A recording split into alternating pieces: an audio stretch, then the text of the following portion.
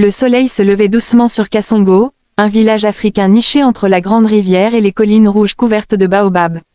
L'air du matin portait encore la fraîcheur de la nuit, mais déjà les coqs lançaient leurs cris et les femmes sortaient avec leurs calebasses pour aller puiser l'eau. Kasongo n'était pas un grand village, mais c'était un lieu où la solidarité régnait encore, où chaque habitant connaissait son voisin, et où les rires des enfants résonnaient comme une musique quotidienne. Au cœur de ce village vivait Banza, un commerçant d'âge mûr, robuste, au regard profond et au sourire généreux. Depuis des années, Banza parcourait les pistes poussiéreuses avec sa bicyclette chargée de marchandises, du sel, de l'huile, des tissus, du savon. On disait de lui, là où Banza passe, la faim s'efface. Jamais il ne refusait d'aider un pauvre, jamais il ne laissait un enfant affamé sans partager sa nourriture. Son époux, Ngalula, l'admirait et l'aimait profondément. Ensemble, ils avaient 3 enfants, et leur maison en torchis était toujours pleine de visiteurs. La maladie inattendue. Un soir, alors que le ciel s'assombrissait et que les tambours des jeunes annonçaient une danse au clair de lune, Banza rentra fatigué. Il posa sa bicyclette contre le mur et dit à sa femme. « Ngalula, je sens une lourdeur dans ma poitrine. Au début, ce n'était qu'une toux, une petite fièvre. Mais les jours passèrent, et son état empira.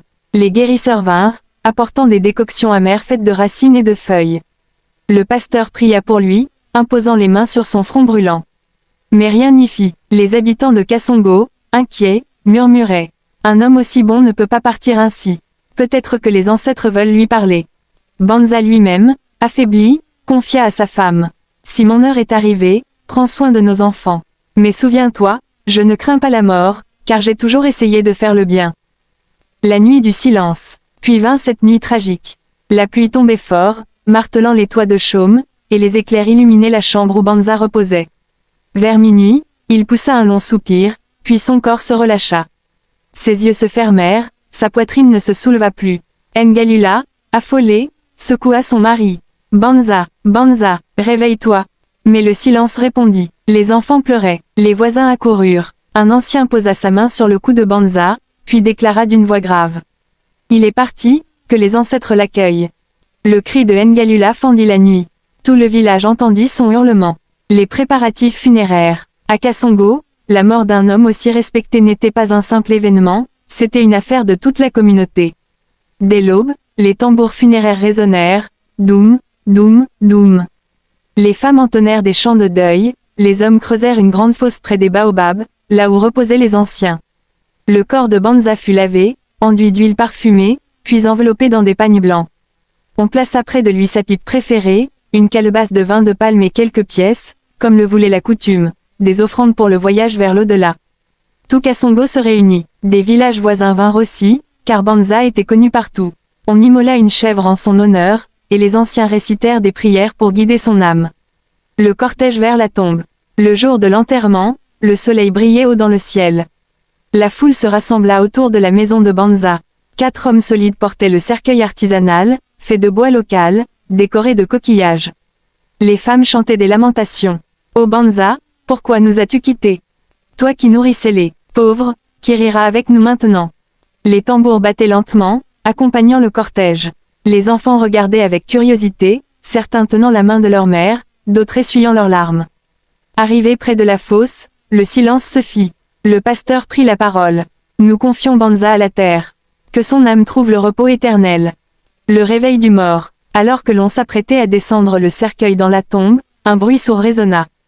Toc, toc, toc. Les porteurs s'immobilisèrent. Tout le monde ouvrit de grands yeux. Puis, une voix étouffée, mais claire, s'éleva du cercueil. « Ouvrez-moi, je suis vivant. » La panique éclata. « Esprit !» cria une vieille femme en s'enfuyant. « Les ancêtres sont en colère !» hurla un autre. Certains tombèrent à genoux, d'autres se réfugièrent derrière les arbres. Ngalula, tremblant, s'approcha du cercueil et dit « C'est la voix de mon mari. » Les hommes hésitaient, partagés entre la peur et le courage. Finalement, le plus âgé des porteurs dit « Si c'est un esprit, qu'il nous punisse. Mais si c'est bien Banza, nous devons l'aider. » Ils ouvrirent le cercueil, et là, sous les pagnes blancs, les yeux de Banza s'ouvrirent. Faible, tremblant, mais bien vivant. La panique dans le village. Un cri s'éleva, mélange de frayeur et de soulagement. « Le mort est revenu !» s'écria un enfant avant de s'enfuir. « Miracle !» lança une femme en levant les bras vers le ciel. Mais pour d'autres, c'était un mauvais présage. Certains villageois refusèrent de s'approcher, murmurant. Ce n'est plus Banza, c'est un esprit qui a pris son corps. Le chef du village intervint, imposant le silence. Il ordonna qu'on ramène Banza chez lui. Le retour à la vie. Ramené sur son lit, Banza but de l'eau et reprit des forces peu à peu. Il expliqua d'une voix faible.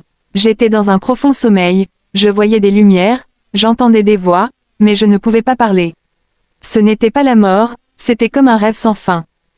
Les anciens se consultèrent longuement. Finalement, ils déclarèrent que les ancêtres avaient sans doute voulu donner un avertissement au village, ne soyez pas pressés de juger.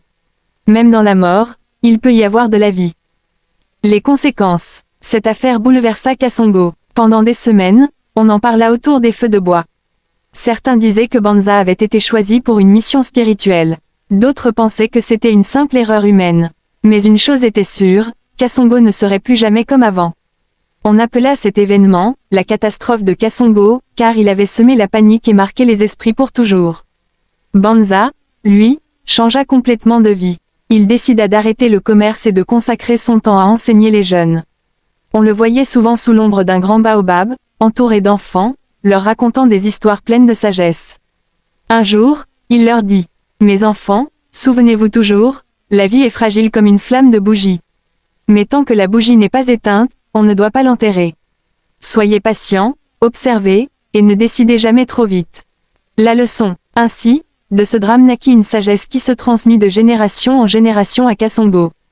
On racontait encore longtemps. Droit, celui qui se réveilla le jour de son enterrement nous a appris que tout n'est pas toujours ce qu'il semble être. Et jusqu'à sa mort véritable, bien des années plus tard, Banza resta pour tous l'homme qui avait vu la mort de près, et qui en était revenu. Leçon de l'histoire. Dans la vie, ne juge jamais trop vite. Ce que l'on croit perdu peut renaître. La patience, la vigilance et la foi sauvent parfois des vies.